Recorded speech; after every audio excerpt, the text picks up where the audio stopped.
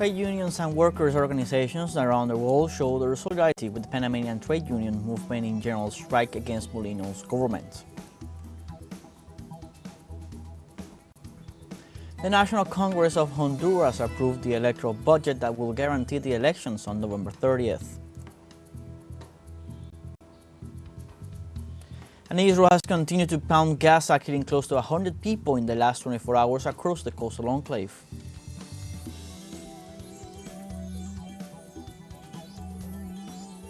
Hello, welcome to From the South. I'm Luis Alberto Matos from the teleSUR studios in Havana, Cuba. We're beginning with the news. Stay with us.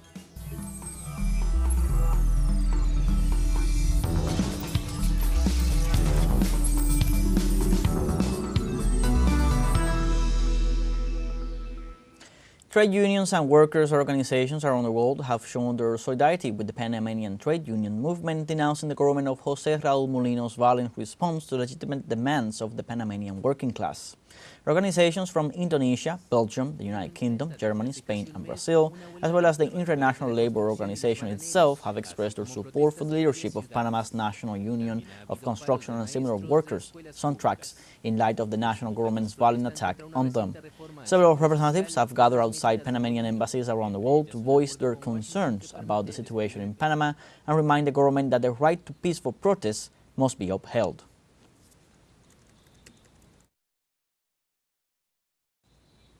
In Colombia, President Gustavo Petro denounced plans to undermine his government and announced that he will call for a referendum by decree. The president asserted that there is a legal attack promoted by far right-wing sectors in alliance with the United States to hinder his government. The head of state took the opportunity of his speech to defend his decision to call a popular consultation by decree, a mechanism that, as he explained, seeks to strengthen citizen participation in the midst of what he described as an onslaught of the elites against his political project. In this regard, he detailed that the Constitutional Court will be in charge of deciding on the realization of the referendum, assuring that the judicial entity must guarantee that the will of the people is expressed.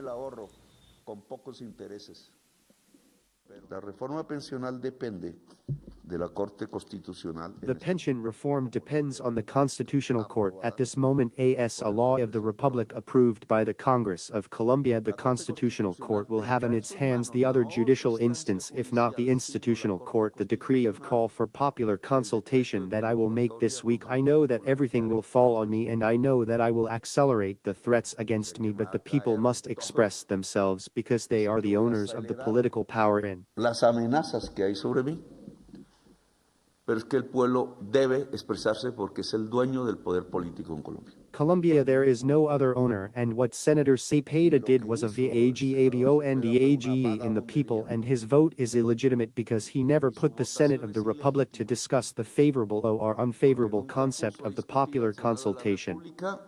El concepto favorable o no. In this sense, President Gustavo Petro detailed that the country is on the verge of a neo-slavery according to what was determined by the Senate's Commission. ¿Cómo es que existiendo el concepto de Estado Social de Derecho ordenado por la How is it that there was a concept of social rule of law ordered by the Constituent Constitution of 1991, and the people of Colombia, then we are on the verge of neo-slavery according to what was approved by the Fourth Commission of the Senate? There is only one reason: the Constitution of Colombia was co-opted and transformed de facto by a political and economic class that does not know about social rule of law, that does not know about equality, that does not know about freedom, that does not know que no sabe de lo que es un derecho universal. El derecho al trabajo y a la estabilidad. About what it island, a universal right, the right to work and job stability, says the constituent, is a universal right for all Colombians. The right to education is a universal right, not for elites who, if they can pay, have education, no, are not, and have excluded millions of young people in Colombia because they have nothing to pay and condemn them to these mafias of which I have spoken. The right to a pension is a universal right, not a privilege of those who can contribute or are not. No un privilegio de quien puede. In other topics, on Tuesday night, the National Congress of Honduras approved the 12 articles of the electoral budget that will guarantee the elections of November 30th. During the session, 1,737 million lempiras, just over 62,000 euros, were approved with 105 votes in favor out of the 106 congressmen present. In addition to approving the budget for the electoral process, permission was granted for transfers to be made to the political parties. The Liberal bench abstained from validating the vote, arguing that it was illegal. However, the Free Party clarified that according to legislation, if a principal deputy is not present, their position may be occupied by the substitute. Vamos con el siguiente.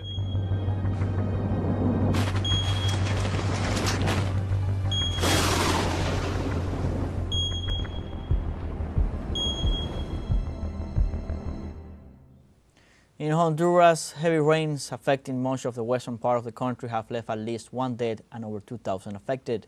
The victim is a 22-year-old identified as Orlin Josue Herrera from the department of Lempira. Authorities are investigating the circumstances of the death to determine whether the young man jumped into the water or was swept away by the current. In this context, it has also been reported that more than 2,277 people have been affected by the severe storm, as many communities are currently without power. The weather forecast warns the rains will continue in the coming days, so authorities are calling on citizens to be alert and comply with official instructions. In Nigeria, a series of unprecedented floods have caused several deaths and material damage, specifically in the town of Makwa, where more than 200 deaths have been registered. Let's see more in the following material. Last week's unprecedented floods in Nigeria caused more than 200 deaths, a death toll that may rise due to hundreds of missing persons. The town of Makwa was one of the worst affected. There, the floods destroyed more than 250 houses and devastated the village. Hundreds of houses were swept away due to the lack of maintenance of the pipes installed to evacuate the flood water, which were obstructed by debris. We feel very bad. There is no help coming from anyone, not even the government. Of the 18 family members we lost, only 4 bodies were recovered. The others are still missing, and our husband goes out every day to look for them, but they still have not been found.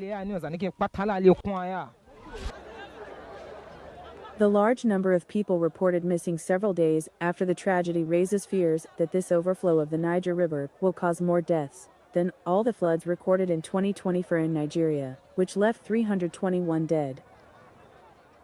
We need intervention from the government and other people to help us with shelter, money and other necessities to start a new life, because we don't want to live in this same environment again. Climate change increases extreme events, but in this catastrophe there was also negligence.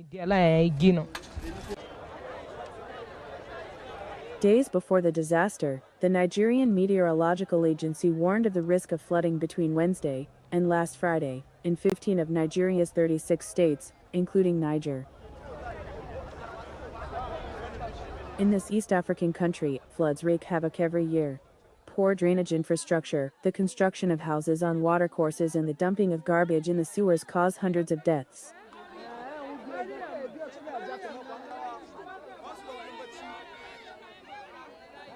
We have our first break coming up. Remember, you can join us on TikTok at teleSUR English, where you'll find news in different formats, news updates, and much more. I'll be right back. Stay with us.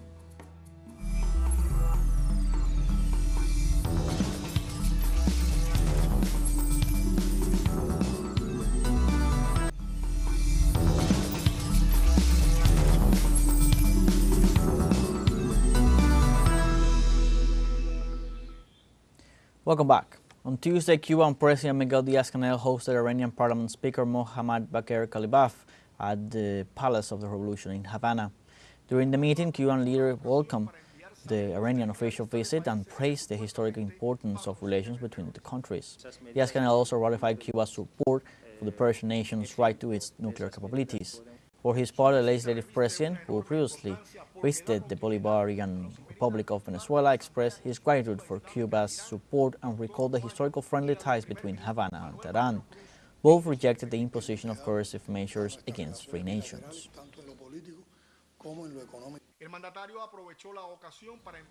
In Ecuador, social movements, political movements, and personalities have expressed their rejection of the recent approval of a reform to Article 5 of the Constitution, which eliminates the prohibition to establish foreign military bases in the country. The reform was approved by 82 votes in the National Assembly, promoted by the government of Daniel Noboa, with the objective of strengthening the fight against insecurity. One of those who showed rejection was the Movement of Plurinational Unity, Pachacuti, from where they reaffirmed that the measure violates national sovereignty. In a statement, the movement warns that the experience in other countries shows that the presence of foreign military forces has not only failed in the fight against crime, but has also been used to repress social movements.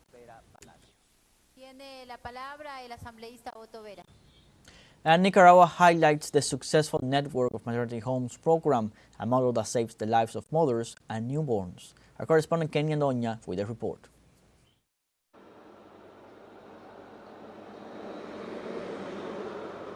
Nicaragua ha ampliado su red a 182 casas maternas. Nicaragua has expanded its network to 182 maternity homes between 2007 and 2025, a national strategy promoted by the Sandinista government to guarantee timely medical care for pregnant women, especially in rural and hard-to-reach areas.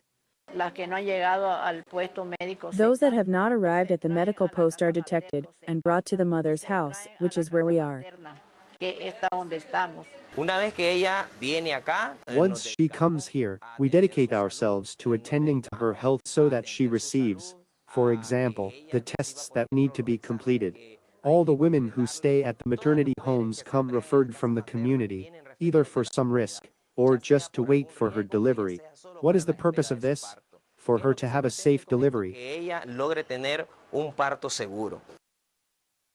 En estos centros, las gestantes. In these centers, pregnant women receive lodging, medical follow-up and wait for their delivery, either natural or cesarean, according to specialized indications.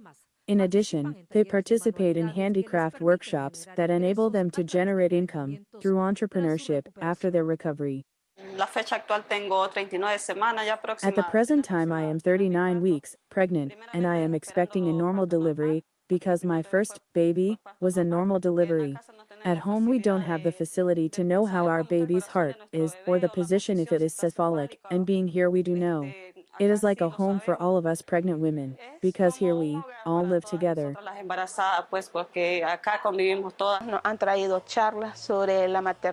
They have brought us talks on motherhood, they have brought us activities on how to make pinata, how to undertake further on makeup, and all that.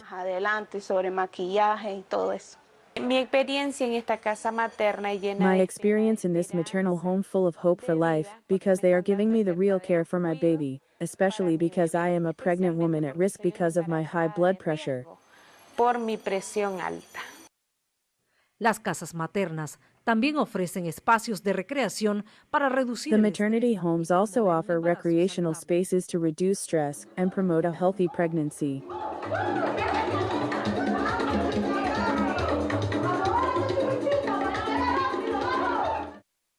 Como parte del programa, se implementa. As part of the program, the kangaroo family method is implemented for low birth weight newborns, which consists of skin-to-skin contact with the mother or a family member for 24 hours, thus improving neonatal survival. And with the mother's warmth, this bond is strengthened and we effectively save lives.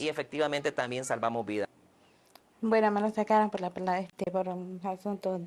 took it out of me because I had no fluid due to preeclampsia at 7.5 months.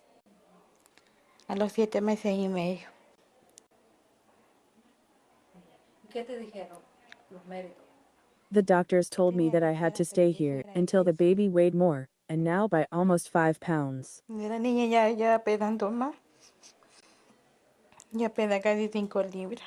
Según datos brindados por la copresidenta de Nicaragua, Rosario Murillo, con el gobierno neoliberal en año 2006, había 20 casas maternas del Estado y 29 privadas.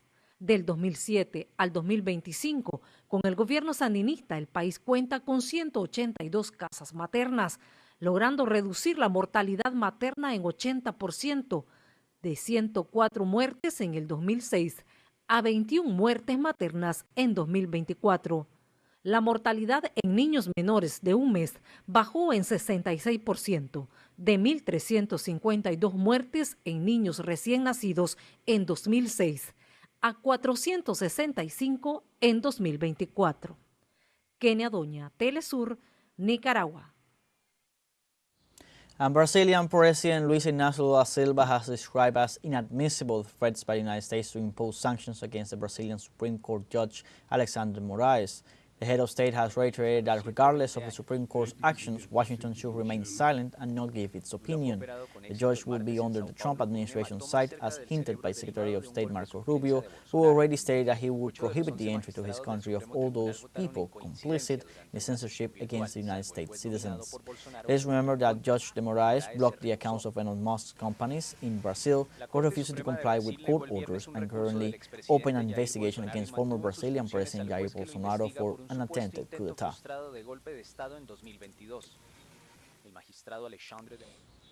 And tariffs on steel and aluminum imported into the United States, which were set at 25%, will increase to 50% as of this Wednesday, following the entry into force of President Donald Trump's decree. The measure signed this Tuesday at the White House became effective at midnight Washington time. Although the government's decision is still under review by the U.S. courts, once again the executive overruled the judiciary, with President Trump assuring that the measure is intended to safeguard the country's security.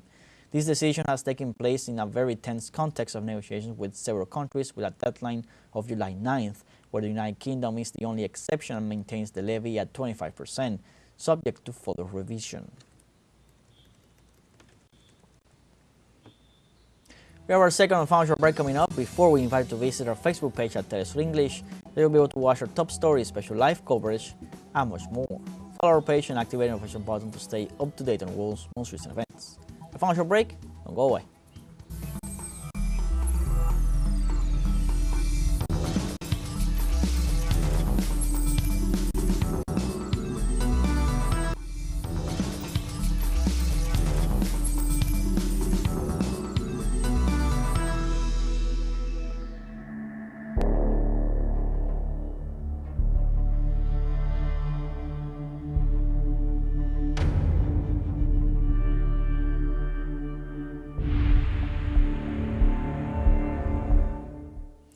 Welcome back.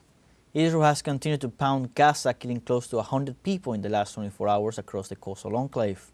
Palestinians mourn over the bodies of their relatives at the Nasser hospital in Han Yunis after they were killed in an Israeli drone strike on a tent for displaced people near the Al-Hanawi school in the south of the enclave. Also, Gaza's health ministry accused the Israeli forces of striking a hospital building in Deir al-Bala, stating they hit the roof of an administration building at Al-Aqsa Martyrs Hospital. In all, at least 95 Palestinians have been killed and 440 injured in Israeli attacks across Gaza in the past 24 hours.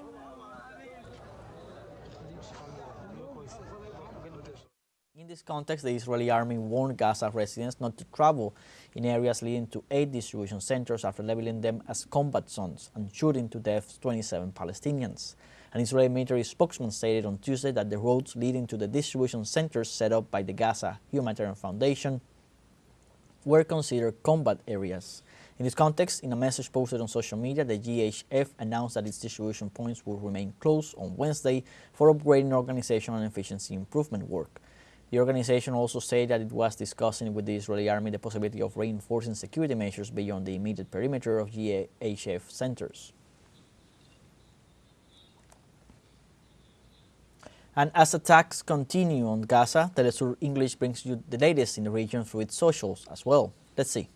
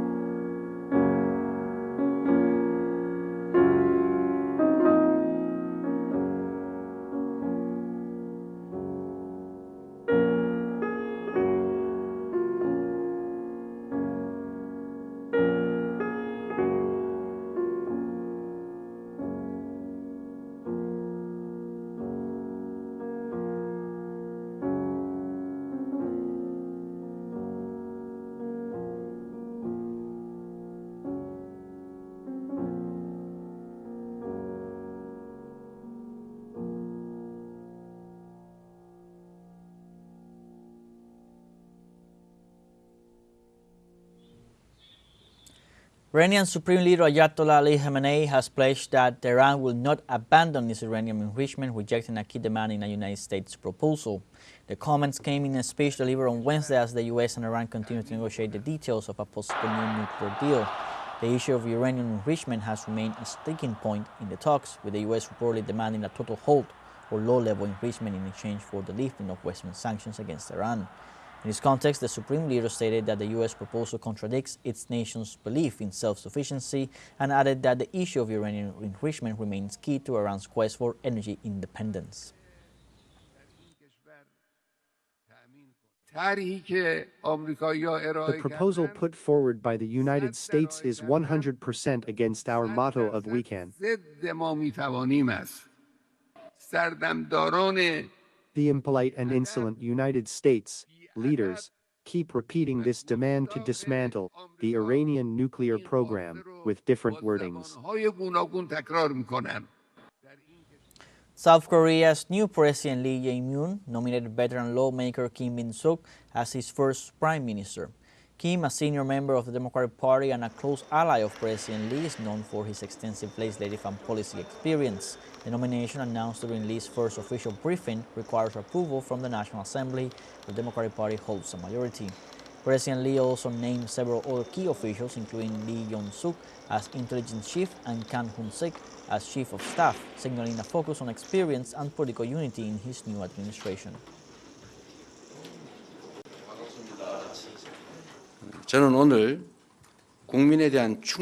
Together with individuals who possess loyalty and responsibility toward the people, as well as competence, we are embarking on a new beginning for a government by the people. Firstly, I nominate lawmaker Kim Min-suk as the candidate for prime minister position. 김민석 국회의원을 지명합니다. 우리가 맡고 있는 위기의 극복과 I judged him to be the right person to tackle the task of overcoming crises we face and reviving people's livelihoods. I believe Kim will be the starting point for an era of unity under the new government, while playing the role of a moderator who bridges the gap between the cabinet, people, and parliament. 출발점이 되리라 믿습니다. At least we have come to the end of this news brief. You can find these and many other stories on our website at telesurenglish.net. So join us on social media, Facebook, X, Instagram, Telegram, and TikTok. For TeleSUR English, I'm Luis Alberto Matos. Thank you for watching.